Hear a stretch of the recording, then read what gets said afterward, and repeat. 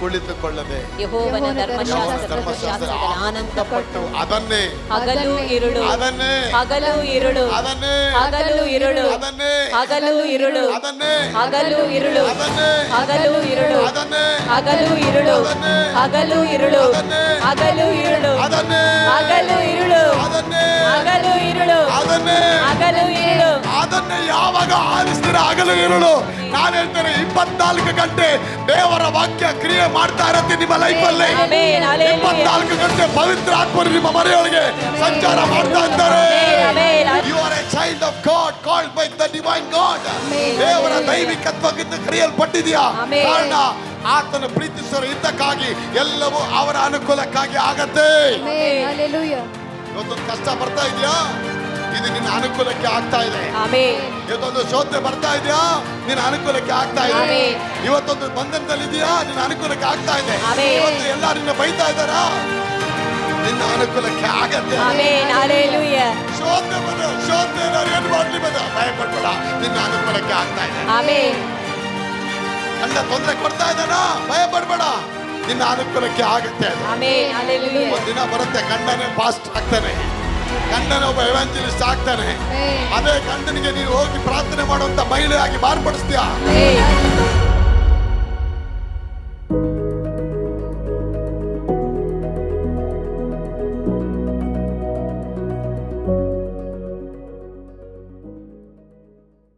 All things work together for good for those who love God. Amen. ಆತನ ಪ್ರೀತಿಸುವವರ ಹಿತಕ್ಕಾಗಿ ಎಲ್ಲಾ ಕಾರ್ಯಗಳು ಅವರ ಅನುಕೂಲಕ್ಕಾಗತ್ತೆ. ದೇವರ ಅನುಕೂಲಕ್ಕಲ್ಲ, ದೇವರ ಅನುಕೂಲವಾಗೇ ಇದ್ದಾರೆ. ಆತನ ಪ್ರೀತಿಸುವವರ ಹಿತಕ್ಕಾಗಿ ಅವರೆಲ್ಲ ಕಾರ್ಯಗಳು ಅವರ ಅಂದ್ರೇನು? ವಿಶ್ವಾಸಿಗಳ ಅನುಕೂಲಕ್ಕೆ ಆಗತ್ತೆ. All things are work together for good for those who love them. ಬಂಗಾರ ಬೇಕಾದ್ರೆ the gold has to go through a furnace. ಆ ಬಂಗಾರ ಆದದ್ದು, ಆ ಬೆಳ್ಳಿ ಆದದ್ದು ಒಂದು ಕುಲಿಮೆಗೆ, ಬೆಂಕಿಯ ಕುಲಿಮೆಗೆ ಹೋಗಲ್ಪಡಬೇಕು. ಬೆಂಕಿ ಕುಲಿಮೆಗೆ ಏನಾಗತ್ತೆ? ಕೊತ್ತ ಅಂತ ಕುದಿಯತ್ತೆ. ಬಂಗಾರ ಕುದ್ದು ಏನಾಗತ್ತೆ? ಎಲ್ಲ ಕಲ್ಮಶಗಳೆಲ್ಲ ಹೊರಗಡೆ ಬಂದ್ಬಿಡತ್ತೆ. ಹೊರಗಡೆ ಎಲ್ಲ ತೆಗೆದ ಮೇಲೆ, ಫಿಲ್ಟರ್ ಮಾಡಿದ ಮೇಲೆ ಅದು ಅಪ್ಪಟವಾದ ಚಿನ್ನವಾಗಿ ಹೋಗತ್ತೆ. ಆಗ ನಿಮ್ಮನ್ನ ದೇವ್ರ ಕುಲಿಮೆಲೆ ಕುದಿಸ್ತಾರೆ. ಯಾಕೆ? ದೇವ್ರ ಹತ್ರ ಬಂದ್ಬಿಟ್ರಲ್ಲ. ಕುಲಿಮೆಗೆ ಬಂದಿದ್ದೀರಾ? ಕುಲಿಮೆ ಕೆಲಸ ಏನು? ಬೆಂಕಿ ಕೆಲಸ ಏನು? ಶೋಧಿಸತ್ತೆ. ಆ ಬೆಂಕಿ ಕೆಲಸ ಏನು? ಪರಿಶೋಧಿಸತ್ತೆ. ಆ ಬೆಂಕಿ ಕೆಲಸ ಏನು? ನಿಮ್ಮನ್ನ ಶುದ್ಧ ಮಾಡತ್ತೆ. ಆ ಬೆಂಕಿ ಕೆಲಸ ಏನು? ನಿಮ್ಮನ್ನ ಪ್ಯೂರ್ ಮಾಡತ್ತೆ. ಅದು ಆಗ ದೇವರ ವಾಕ್ಯ ಒಂದು ಕುಲಿಮೆ ಇದ್ದಾಗೆ. The God's word are just like a furnace, people of God. When you enter the word, when you enter the God's word, it's God's word. It's a system. ಆ ಸಿಸ್ಟಮ್ ಹೇಗಿದೆ ಅಂದ್ರೆ ನಿಮ್ಮನ್ನ ಶುದ್ಧ ಮಾಡುತ್ತದೆ, ಶುದ್ಧ ಮಾಡುತ್ತೆ, ನಿಮ್ಮನ್ನ ಪ್ಯೂರ್ ಮಾಡುತ್ತೆ, ನಿಮ್ಮನ್ನ ಒಳ್ಳೆ ಸ್ಥಾನಕ್ಕೆ ಅದು ಕೊಂಡೋಗೋದಕ್ಕೆ ಅದು ರೆಡಿ ಮಾಡುತ್ತೆ. ಯಾವುದು ಕೂಡ ನೋಡಿ, ಒಂದು ಕುಲಿಮೆಗೆ ಹೋಗ್ತಾ ಇದ್ರೆ ಯಾವ ವಸ್ತು ಕೂಡ ಪ್ಯೂರ್ ಆಗೋದಿಲ್ಲ, ಯಾವ ವಸ್ತು ಕೂಡ ಶುದ್ಧ ಆಗೋದಿಲ್ಲ. ಅದಕ್ಕೆ ಅಪ್ಪ ಹೇಳ್ತಾರೆ, ಒಬ್ಬನ ನೀತಿ, ಒಬ್ಬನ ನಂಬಿಕೆ ಪರಿಶೋಧಿಸಲ್ಪಡದೇ ಇದ್ರೆ ಅವನು ಉತ್ತಮನಾದ ಶಿಷ್ಯನಾಗೋದಕ್ಕೆ ಸಾಧ್ಯವಿಲ್ಲ. ಆಗ ನಿಮಗೆ ಶೋಧನೆಗಳು ಬರುತ್ತೆ, ಹೋರಾಟಗಳು ಬರುತ್ತೆ, ಅವಮಾನಗಳು ಬರುತ್ತೆ, ನೋವುಗಳು ಬರುತ್ತೆ. ಚೆನ್ನಾಗೇ ಇದ್ದಲ್ಲ, ಸಡನ್ ಕಾಲು ಊದ್ ಬಿಡ್ತಪ್ಪ, ಅಯ್ಯೋ ಈ ತರ ಕಾಲು ಸ್ವಾತ ಬಂದ್ಬಿಡ್ತಲ್ಲ, ಅಯ್ಯೋ ಕೈ ಹಿಡ್ಕೊಂಡ್ಬಿಡ್ತು, ಅಯ್ಯೋ 2 ದಿನ ಅಡ್ಮಿಟ್ ಆಗ್ಬಿಟ್ಟೆ. ಭಯ ಪಡ್ಬೇಡ, still God is in control. ಅಪ್ಪ ನಿಯಂತ್ರಣದಲ್ಲಿದ್ದಾರೆ. ಯಾವುದು ಕೈ ಬಿಟ್ಟು ಹೋಗಲಿ, ನಿನ್ನ ಎಲ್ಲ ಕೈ ಬಿಟ್ಟು ಹೋಗಿರ್ಬೋದು, ಅಪ್ಪನ ಕೈ ಬಿಟ್ಟು ಯಾವುದು ಹೋಗಲಿ, ಯಾವುದು ಕೈ ಬಿಟ್ಟು ಹೋಗಲ್ಲ. ಎಲ್ಲವೂ ಘನವಾಗಿ, ಎಲ್ಲವೂ ಸ್ಥಿರವಾಗಿ ಅಪ್ಪ ಮಾಡಕ್ಕೆ ಇಷ್ಟಪಡ್ತಾರೆ. ಹೇಳ್ಬೋದು, ಬ್ಲೀಡಿಂಗ್ ಹೋಗ್ತಾನೆ ಇದೆ, ಇರ್ಲಿ, ಭಯ ಪಡಬೇಡಿ. ನಿನ್ನ ದೇಹದಲ್ಲಿ ಓಡುವ ಒಂದೊಂದು ತೊಟ್ಟು ರಕ್ತ ಕೂಡ ಅಪ್ಪನ ಪ್ರಸನ್ನತೆಯಿಂದ ಯಾವುದು ಕೆಳಗೆ. ಆ ಅಪ್ಪನಿಗೆ ಮಹಿಮೆ ಪಡಿಸಿ. ಅದಕ್ಕೆ ಅಪ್ಪ ಯಾವನಾದರೂ ಈ ಬೆಟ್ಟಕ್ಕೆ ಕಿತ್ತುಕೊಂಡು ಹೋಗಿ ಸಮುದ್ರದಲ್ಲಿ ಬೀಳು ಎಂದು ಹೇಳಿ ತನ್ನ ಮನಸ್ಸಿನಲ್ಲಿ ಸಂಶಯ ಪಡದೆ ಹೇಳಿ. ಎಲ್ರಿ ಅರಕೆ ಮಾಡಿ, ಯಾವನಾದರೂ ಈ ಬೆಟ್ಟಕ್ಕೆ ಕಿತ್ತುಕೊಂಡು ಹೋಗಿ ಸಮುದ್ರದಲ್ಲಿ ಬೀಳು ಎಂದು ಹೇಳಿ. ಅಪ್ಪ ಏನ್ ಹೇಳ್ತಾರೆ? ಸಮಸ್ಯೆಗಳು ಬಂದಾಗ ಹೇಳಬೇಕು ಅಂತ ಹೇಳ್ತಾರೆ. ಏನ್ ಹೇಳ್ಬೇಕು? ಇದೆಲ್ಲ ಬೆಟ್ಟದಲ್ಲಿ ಕಿತ್ಕೊಂಡು ಹೋಗುತ್ತೆ. ಇದು ತುಂಬಾ ದಿನ ಇರೋ ಬೆಟ್ಟ ಅಲ್ಲ, ಇದು ಬಿದ್ದು ಹೋಗೋ ಬೆಟ್ಟ. ಈ ವ್ಯಾಧಿ ಸಾಲದ ಹೋರಾಟ, ಸಮಸ್ಯೆ, ಆಮೆನ್. ಮದುವೆ ಆಗ್ತಿಲ್ಲ, ಬಂಜೆತನ, ಇದೆಲ್ಲ ಒಂದು ದೊಡ್ಡ ಬೆಟ್ಟವಾಗಿ ಇವತ್ತು ನಿಮ್ಮ ಕಣ್ಣು ಮುಂದೆ, ಕುಟುಂಬದ ಮುಂದೆ ನಿಂತ್ಕೊಂಡಿದೆ. ಆಗ ಆ ಬೆಟ್ಟ ಇದೆ ಅಂತ ನೋಡಿ ನೀವು ಭಯಪಡೋ ಅವಶ್ಯಕತೆ ಇಲ್ಲ. ಆ ಬೆಟ್ಟ ದೇವರೇ ತಂದಿಟ್ಟಿದ್ದಾರೆ ಅಲ್ಲಿ. ಈಗ ಬೆಟ್ಟ ಕರಗಬೇಕಾದ್ರೆ ಅಪ್ಪ ಹೇಳ್ತಾರೆ, ಕಮ್ಯಾಂಡ್ ಮಾಡು ಮಗಳೇ, the problems are waiting for your command, for your signal. ನೀನು ಸಿಗ್ನಲ್ ಕೊಟ್ರೆ ಸಾಕು, ಎಲ್ಲ ಆಗತ್ತೆ ಅಂತ ಹೇಳ್ತಾರೆ. ಆಮೆನ್. ಹಲ್ಲೆಲೂಯಾ. ಆಗ ಕಮ್ಯಾಂಡ್ ಯಾರ ಕೈಲಿದೆ? ನಮ್ಮ ಕೈ. ನಿಮ್ಮ ಕೈಲಿದೆ ಇದು. ಆಮೆನ್. ನೀವೇನು ಹೇಳ್ತೀರಾ? ಎಲ್ಲ ದೇವ್ರ ಕೈಲೇ ಇದೆ ಬದರ್. ದೇವ್ರು ಆಡಿಸ್ದಂಗೆ ನಾವು ಆಡ್ತಾ ಇದ್ದೀವಿ, ಎಲ್ಲ ಭಗವಂತನ ಲೀಲೆ. ಅದಕ್ಕೊಂದು ಪಟ್ಟಿ ಕಟ್ಬಿಟ್ರು, ಫಿಲಾಸಫಿಕಲ್ ಆಗಿ, ಲಾಜಿಕ್ ಆಗಿ ಮಾತಾಡ್ಬಿಟ್ರು, ಎಲ್ಲ ಭಗವಂತನ ಲೀಲೆ. ಅವ್ರು ಕುಣಿಸ್ದಾಗೆ ನಾವು ಕುಣಿತಾ ಇರಬೇಕು ಬದರ್. ಅದು ಇವ್ರು ಕುಡಿದ್ಬಿಟ್ಟು ಕುಣಿತಾ ಇರ್ತಾರೆ, ಅದು ಬಿಟ್ಬಿಟ್ರು. ಇವ್ರು ಕುಡಿದ್ಬಿಟ್ಟು ಕುಣಿತಾ ಇರ್ತಾರೆ, ಹೆಂಡತಿ ಕೈ ಕೊಟ್ಬಿಟ್ಟು ಕುಣಿತಾ ಇರ್ತಾರೆ, ಗಂಡನ ಕೈ ಕೊಟ್ಟು ಕುಣಿತಾ ಇರ್ತಾರೆ, ಅದೆಲ್ಲ ಓಕೆ. ಅದು ದೇವ್ರದ ತತ್ವ ಅಂತ ಬಂದ ತಕ್ಷಣ ಎಷ್ಟು ಲಾಜಿಕ್ ಆಗಿ ಮಾತಾಡಿದ್ರೆ ಎಲ್ಲ ಭಗವಂತನ ಚಿತ್ತ ಬದೆ. ಹಾಂ, ಲವ್ ಮಾಡ್ಬಿಡ್ತಾರೆ, ಎಲ್ಲ ಆಗಿ ಮದುವೆ ಆಗೋ ಟೈಮ್ ಬಂದಾಗ ಬದ ದೇವ್ರ ಚಿತ್ತ ಏನು ಬದೆ, ಆ ಹುಡುಗಿನ ಮದುವೆ ಆಗ್ಬೋದಾ ಬೇಡ? ಅಲ್ಲ, ಕಿಸೆಲ್ಲ ಕೊಟ್ಟಾಗಿದೆಯಲ್ಲಪ್ಪ, ಉಂಗುರ ಎಲ್ಲ ಹಾಕಿದೆಯಲ್ಲಪ್ಪ, ಹಾಂ, ಮದುವೆ ಕಾರ್ಡು ರೆಡಿ ಆಗ್ಬಿಟ್ಟಿದೆ, ಎಲ್ಲ ಆಗ್ಬಿಟ್ಟು ಕೊನೆಗೆ ಬಂತು ಬೇದ ದೇವ್ರ ಚಿತ್ತ ಏನಾದರೂ ಇದೆಯಾ ಬೇದ, ಆ ಹುಡುಗಿನ ಮದುವೆ ಆಗೋದೇ ಬೇಡ, ನೀ ಬೇಡ ಅಂದರೆ ನಾ ಬೇಡ ಅಂತೀನಿ ಬೇದ, ನೀ ಬೇಡ ಅಂದರೆ ಹೊಡ್ಕೊಂಡು ಹೋಗಿ ರೆಡಿ ಇದೆಯಾ ನೀನು? ಇದೀರಾ? ನಮ್ಮ ಆಸೆಗಳು, ನಮ್ಮ ಭಾವನೆಗಳು, ನಮ್ಮ ಸ್ಯಾಟಿಸ್ಫ್ಯಾಕ್ಷನ್ಗಳು, that will not longs for a long time, remains for a long time. ದೇವರ ಆಸೆಗಳು, ದೇವರ ಉದ್ದೇಶಗಳು, ದೇವರ ಚಿತ್ತಗಳು ಕೊನೆಯವರೆಗೂ ಅದು ನಿಮ್ಮ ಜೊತೆ ಬರುತ್ತೆ. ಆಮೆನ್. ಹಲ್ಲೆಲೂಯಾ. ನನ್ನ ಪ್ರಿಯ ದೇವ ಮಕ್ಕಳು, ನೀವು ಆಸೆ ಪಟ್ಬಿಟ್ರಿ, ಆದರೆ ದೇವ್ರು ಆಸೆ ಪಟ್ಟಿಲ್ಲ. ಅಬ್ರಹ್ಮ ಆಸೆ ಪಟ್ಬಿಟ್ಟ, ಈ ಮಗುನ ಆಶೀರ್ವಾದ ಮಾಡೋಣ ಅಂತೇಳಿ. ದೇವ್ರು ಹೇಳಿದೆ, ಬೇಡ, ಆ ಮಗು ಬೇಡ, ನನಗೆ ಇಸ್ಮಾಯಿಲ್ ಬೇಡ, ನನಗೆ ಐಸಾಕೆ ಬೇಕು ಅಂತ ಹೇಳ್ತಾರಪ್ಪ. ಅಲ್ಲ ದೇವ್ರು, ಇನ್ನೂ ಮಗುನೇ ಹುಟ್ಟಿಲ್ಲ, ಅವಳು ಗರ್ಭ ಎಲ್ಲ ಸತ್ತೋಗಿದೆ ದೇವ್ರೆ, ನಾನು ಮುತ್ಕ ಆಗ್ಬಿಟ್ಟಿದ್ದೀನಿ, ಇರಲಿ ಪರವಾಗಿಲ್ಲ, ಬೆಟ್ಟದಾಗಿ ಸಮಸ್ಯೆ ಇದೆ, ಆದರೆ ನೀನು ನುಡಿ, ಅನೇಕ ಜನಾಂಗಗಳಿಗೆ ನಾನು ತಂದೆ ಆಗ್ತಾನೆ. ಅಬ್ರಹಾಂ ಅಂದ್ರೆ ಅನೇಕ ಜನಾಂಗಗಳಿಗೆ ತಂದೆ, ಸಾರಾ ಅಂದ್ರೆ ಅನೇಕ ಜನಾಂಗಗಳಿಗೆ ತಾಯಿ. ಅದಕ್ಕೆ ಪ್ರತಿದಿನ ಅವನು ಏನ ಅರಿಕೆ ಮಾಡ್ದ, ಅನೇಕ ಜನಾಂಗಗಳಿಗೆ ನಾನು ತಂದೆ ಆಗೋದಕ್ಕೆ ಸ್ತೋತ್ರ. ಗರ್ಭ ನೋಡ್ತಾನೆ, ಅಯ್ಯೋ ಏನು ಹುಟ್ಟಲ್ಲ, ಅಜ್ಜಿ ಮುದುಕಿ ಆಗ್ಬಿಟ್ಟಿದೆ, ಅನೇಕ ಜನಗಳಿಗೆ ನಾನು ತಂದೆ ಆಗ್ತೀನಪ್ಪ. ಸೈತಾನ ಹೇಳ್ತಾನೆ, ನಿನ್ನ ಹೆಂಡತಿ ನೋಡಿ ಮುದುಕಿ ಆಗ್ಬಿಟ್ಲಿ, ಮಗು ಆಗೋದಿಲ್ಲ, ಅನೇಕ ಜನಗಳಿಗೆ ತಂದೆ. ಯಾಕೆ ಅವಾಗ ಇನ್ನೂ ಬೈಬಲ್ ಪ್ರಿಂಟ್ ಆಗಿರಲಿಲ್ಲ, ಇನ್ನು ಧರ್ಮಶಾಸ್ತ್ರನೇ ಬಂದಿರಲಿಲ್ಲ. There was no even law, there was no even the word of God. The word was there in the form of Yahweh, Elohim, El Elohim, ಆ ರೀತಿಯಾದ ಫಾರ್ಮಲ್ಲಿ ಇತ್ತು ದೇವರ ವಾಕ್ಯ.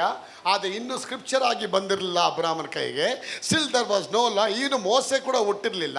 ಇನ್ those time God, the word of the Lord spoke to him, I will make you a father of many nation. ನಾನು ನಿನಗೆ ಅನೇಕ ಜನಾಂಗಗಳಿಗೆ ತಂದೆ ಮಾಡಿ. ಅವ್ನು ಹೇಳ್ತಾನೆ, ದೇವರೇ ನಾನು ಹೆಂಡ್ತಿನೇ ಒಂದು ದೊಡ್ಡ ಬೆಟ್ಟವಾಗಿದ್ದಾಳಪ್ಪ, ಮಗುನೇ ಇಲ್ಲ, ಪರವಾಗಿಲ್ಲ, ಎದುರು ಬೇಡ, ಅನೇಕ ಜನಗಳಿಗೆ ತಂದೆ ಆಗ್ತೇನೆ ಅಂತ ನೋಡಿ ನುಡಿಯೋಕ್ಕೆ ಸ್ಟಾರ್ಟ್ ಮಾಡಿದ್ಲು. ಗಂಡ ಹೇಳ್ತಾನೆ, ಅನೇಕ ಜನಾಂಗಗಳಿಗೆ ತಂದೆ, ಹೆಂಡತಿ ಹೇಳ್ತಾಳೆ, ಅನೇಕ ಜನಾಂಗಗಳಿಗೆ ತಾಯಿ.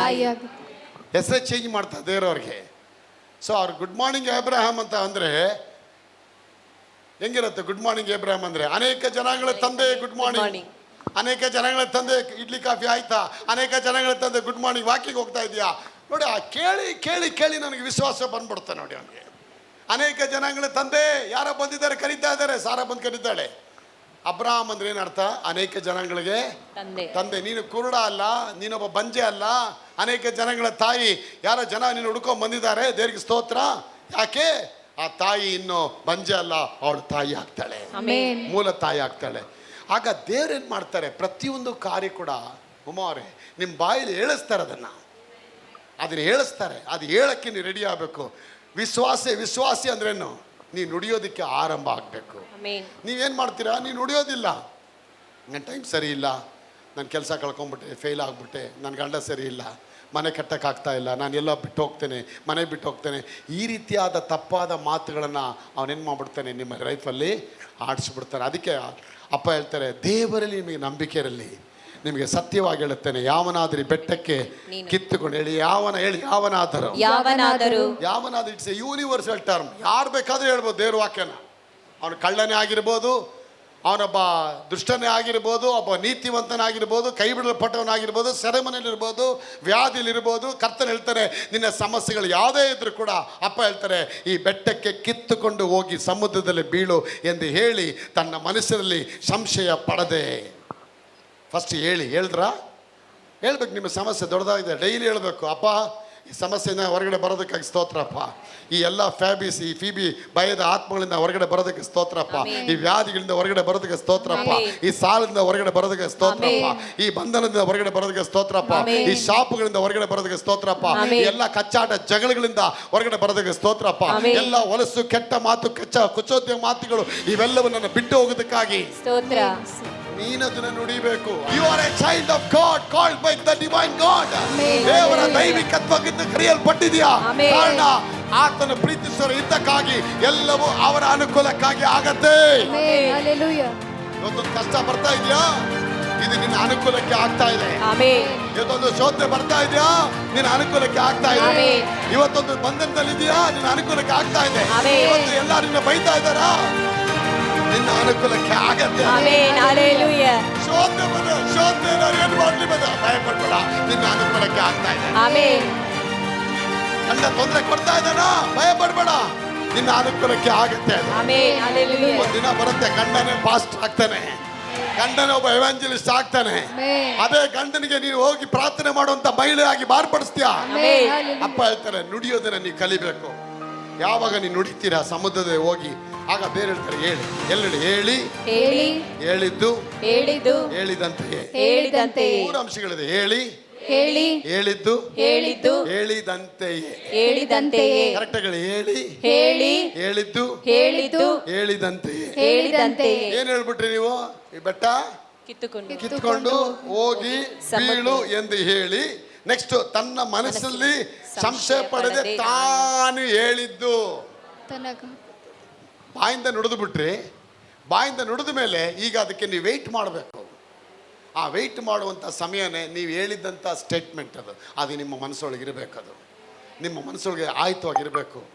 ಸ್ಟೇಟ್ಮೆಂಟ್ ಯಾವ ಸ್ಟೇಟ್ಮೆಂಟ್, ನೀವು ಏ ಸ್ಟೇಟ್ಮೆಂಟ್ ಹೇಳಿದ್ದೀರಾ ಆ ಸ್ಟೇಟ್ಮೆಂಟ್ ಮೇಲೆ ನೀವು ನಿಂತ್ಕೋಬೇಕು. ನೋಡಿ, ಕೆಲವೆಲ್ಲ ಹೇಳ್ತಾರೆ 3 ವಾರ ಚರ್ಚ್ಗೆ ಬರೋದಿಲ್ಲ, ಫಿಲ್ಟರ್ ಆಗ್ಬಿಡುತ್ತೆ ಹೇಳಿದ ಮಾತು. ಕೊನೆಗೆ ಇಲ್ಲಿ 3 ವಾರ ಆದಮೇಲೆ ನಾನು ಅವತ್ತೇನೋ ಹೇಳ್ತಾ ಇದ್ನಲ್ಲ, ನಮ್ಮನ್ನ ಸೈತಾನ್ ತೆಗೆದು ಬಿಡ್ತಾನೆ. ಅವ್ನು ಚೆನ್ನಾಗಿ ಗೊತ್ತು ಸೈತಾನಿಗೆ, ಇನ್ನು ಹುಡುಗಿ ಹೇಳೋಕ್ಕೆ ಸ್ಟಾರ್ಟ್ ಮಾಡಿಬಿಟ್ರೆ ನನಗೆಲ್ಲ ಗೊತ್ತಾಗತ್ತೆ. ಅದಕ್ಕೆ ನಿನ್ನ ಆ ಹೇಳೋ ಸ್ಥಿತಿಗೆ ನಿನ್ನನ್ನು ಕರ್ಕೊಂಬರೋಕ್ಕೆ ಅವ್ನು ಬಿಡೋದಿಲ್ಲ. ನಿನಗೆ ಹಲವಾರು ಶೋಧನೆಗಳನ್ನ, ತಡೆಗಳನ್ನ ತಂದಾಕಿ ನೀನು ಆ ಕಡೆ ಹೋಗ್ದೇರಾಗಿ ಅವನು ಮಾಡಿಬಿಡ್ತಾನೆ. ಪ್ರಿಯ ಮಕ್ಕಳು, ಆಗ ನೀ ಹೇಳಬೇಕು. ಹೇಳುವಂಥದ್ದಲ್ಲಿ ತುಂಬ ದೊಡ್ಡ ರಹಸ್ಯ ಪಟ್ಟಿದೆ ಪ್ರಿಯ ಮಕ್ಕಳು. IAS ಆಫೀಸರ್, IPS ಅಧಿಕಾರಿಗಳೆಲ್ಲ ನಿಂತ್ಕೊಂಡು ರೋಡಲ್ಲಿ ಬಂದರೆ ಎಲ್ಲ ರೋಡೇ ನಡುಗ್ತದಲ್ಲಿ, ರೋಡೇ ನಡುಗ್ತದೆ. ಅಯ್ಯೋ IPS ಬಂದಿದ್ದಾರಪ್ಪ, IAS ಬಂದ, DC ಬಂದ್ಬಿಟ್ಟಿದ್ದಾನೋ, ಎಲ್ಲ ಟ್ರಾಫಿಕ್ ಅಲ್ಲೇ ಜಾಮು. ಯಾನು ಕಿಚ್ಚಕ್ಕೆ ಮುಚ್ಚಗೆ ಅನ್ನಂಗಿಲ್ಲ. ಕಾರಿಂದ ಇಳಿದ ತಕ್ಷಣ ಬರ್ತಾನೆ ಹಂಗೆ,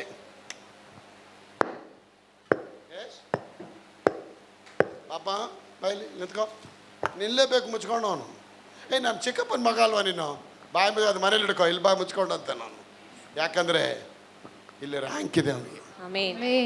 the rank is here on his shoulder. ಆ ರ್ಯಾಂಕ್ ಸರ್ಕಾರ ಕೊಟ್ಟಿರೋದ್ರಿಂದ, ಸರ್ಕಾರ ಕೊಟ್ಟಿರೋ ಅಧಿಕಾರದಿಂದ ಅವನು ಏನು ಹೇಳಿದ್ರು ಕೂಡ ಪಬ್ಲಿಕಲ್ಲಿ ವಿಸಲ್ ಮಾಡಲೇಬೇಕು. ಎಂಥ ದೊಡ್ಡ ಕಂಟೈನರ್ ಬೇಕಾದ್ರೆ ನಿಲ್ಲಿಸ್ತಾನೆ ಅವನು ಬೇಕಾದ್ರೆ. ಅಷ್ಟು ತಾಕತ್ತು, ಆ ಅಧಿಕಾರ ಅವನಿಗೆ ಸಾಮರ್ಥ್ಯ ಕೊಡಲ್ಪಟ್ಟಿದೆ. ಯಾರಿಂದ ಕೊಡಲ್ಪಡ್ತದು? ಯಾರಿಂದ ಕೊಡಲ್ಪಡ್ತು? ಹೇಳಿ ಜೋರಾಗಿ, ಯಾರಿಂದ ಕೊಡಲ್ಪಡ್ತು? ಸರ್ಕಾರ. ಆದ್ರೆ ಪರಲೋಕದ ಸರ್ಕಾರ ಚೇಂಜ್ ಆಗಲ್ಲ. ಆ ಸರ್ಕಾರ ಹೇಳುತ್ತೆ, ನೀನು ಬಾಯಿಂದ ಹೇಳಿಕೊಂಡು ಏನನ್ನು ಹೇಳ್ತೀಯ ಆ ಸರ್ಕಾರ ನಿನ್ನ ಕೆಲಸ ಮಾಡಕ್ಕೆ ಅದು ರೆಡಿ ಇದೆ ಮಗಳೇ. ಯೇಸು ನಾಮದಲ್ಲಿ ದೇವಗಳು ಹೋಗ್ಲಿ ಅಂದ್ರೆ ಅಧಿಕಾರ ಕೊಡಬೇಕಾದ್ರೆ ದೇವ ಡಗ ಡಗ ಡಗ ಡಗ ಡಗ ಡಗ ಓಡತ್ತೇರಿ ಮಕ್ಕಳೇ. ಕಾರಣಕ್ಕೆ ಗೊತ್ತಾ, ನೀನು ಹೇಳ್ತಾ ಇದ್ದಾಗೆ ಅಲ್ಲಿ ಸರ್ಕಾರದ ಕೆಲಸ ಆರಂಭ ಆಗುತ್ತೆ. when you began to say, the heaven will release the power of God. ಯೇಸು ನಾಮನ ಯಾವಾಗ ಹೇಳಕ್ಕೆ ಆರಂಭ ಮಾಡ್ತೀರಾ, ಪರಲೋಕದಲ್ಲಿ ದೇವರ ಶಕ್ತಿ ಹೊರಡಕ್ಕೆ ಆರಂಭ ಆಗುತ್ತೆ. ಯಾವ ಶಕ್ತಿ ಅದು? ದೇವರ ದೈವಿಕವಾದ ಶಕ್ತಿ. ದೇವರಿಗೆ ಸ್ತೋತ್ರವಾಗಲಿ. ಒಬ್ಬ IAS ಆಫೀಸರ್, IPS ಅಧಿಕಾರಿ ಅವನು ಹೇಳ್ಬೇಕಾದ್ರೆ ನಿಲ್ಲಿಸು ಅಂತ ಹೇಳಿದ್ರೆ ಅವನು ನಿಲ್ಲಿಸಲಿಲ್ಲ ಅಂದ್ರೆ, ಬಾಯಲ್ಲಿ ಹೇಳ್ತಾನೆ, ಬಾಯಲ್ಲಿ ಹೇಳೋದು ನಿಲ್ಲಿಸಲಿಲ್ಲ ಅಂದ್ರೆ ನೆಕ್ಸ್ಟ್ ಕೈಯಲ್ಲಿ ಗನ್ ತೆಗಿತಾನ. Authority and power. ಅಧಿಕಾರ ಮತ್ತೆ ಶಕ್ತಿ. ಯಾವುದು ದೊಡ್ಡದಿದಲ್ಲಿ? ಅಧಿಕಾರ ದೊಡ್ಡದ, ಶಕ್ತಿ ದೊಡ್ಡದ? ಶಕ್ತಿ. ಅಧಿಕಾರ ದೊಡ್ಡದು. ವಾಕ್ಯ, ದೇವರ ವಾಕ್ಯ ಎಲ್ಲ ಕಡೆಗಳಲ್ಲಿ ಪ್ರಸಿದ್ಧ ಆಗತ್ತೆ. ಎಲ್ಲಿ ಹೋಗ್ಲಿ ಯೇಸು ನಾಮದಲ್ಲಿ ಏನನ್ನ ಮಾಡಕ್ಕೆ ಆರಂಭ ಮಾಡ್ತೀರಾ, ದೇವರ ಕೆಲಸವನ್ನ ನಿಮಗೆ ಜೀವನದಲ್ಲಿ ಅದ್ಭುತ ಮಾಡಕ್ಕೆ ಶಕ್ತರಾಗಿದ್ದಾರೆ. ಕ್ಯಾನ್ಸರ್ ರೋಗ ಆಗಲಿ ಗುಣವಾಗುತ್ತೆ, ಯೇಸು ನಾಮದಲ್ಲಿ ಭಯವಾಗಲಿ ನಿನ್ನ ಬಿಟ್ಟು ಹೋಗತ್ತೆ. ಮಕ್ಕಳೇ, ಯಾವುದು ನಿಮಗೆ ಗಲಾಟೆ ಮಾಡಕ್ಕೆ ಆಗೋದಿಲ್ಲ. ಅಪ್ಪ ಹೇಳ್ತಾರೆ, ಯಾವುದು ನಿಮಗೆ ಹಾನಿ ಮಾಡಕ್ಕೆ ಸಾಧ್ಯವಿಲ್ಲ. ಯಾಕಂದ್ರೆ ನೀನು ಹೇಳ್ಬಿಟ್ರೆ ಅದು ಕಮೆಂಟ್ ಕೊಟ್ಟಕ್ಕೆ ಆಗೋಯ್ತು. ಇವತ್ತು ದೇವರು ನಿನ್ನನ್ನು ನನ್ನ ಕೈಗಳಿಗೆ ಅರ್ಪಿಸಿದ್ದಾರೆ. ಈ ಸಮಸ್ಯೆ ಇನ್ನು ಸಮಸ್ಯೆ ಆಗಿರಲ್ಲ. ಈ ಸಮಸ್ಯೆನ ತುಂಡು ಮಾಡಿ, ಈ ಸಮಸ್ಯೆಗಳನ್ನ ಪರಿಪೂರ್ಣವಾಗಿ ಗೆದ್ದು, ಈ ಸಮಸ್ಯೆನ ದಾಟಿ ನಾ ಹೊರಗಡೆ ಬರ್ತೇನೆ. ಸಮಸ್ಯೆ ದಾಟಿ ಬರ್ತೇನೆ. ಅದನ್ನ ಯಾರಿಗೆ ಕೊಟ್ಟಿದ್ದವನಿಗೆ ಹಿಮ್ಮತ್ತು, ಎಲ್ಲಿಂದ ಬಂದ ಶಕ್ತಿ ಅವನಿಗೆ, ಎಲ್ಲಿಂದ ಬಂದ ತಾಕತ್ತು.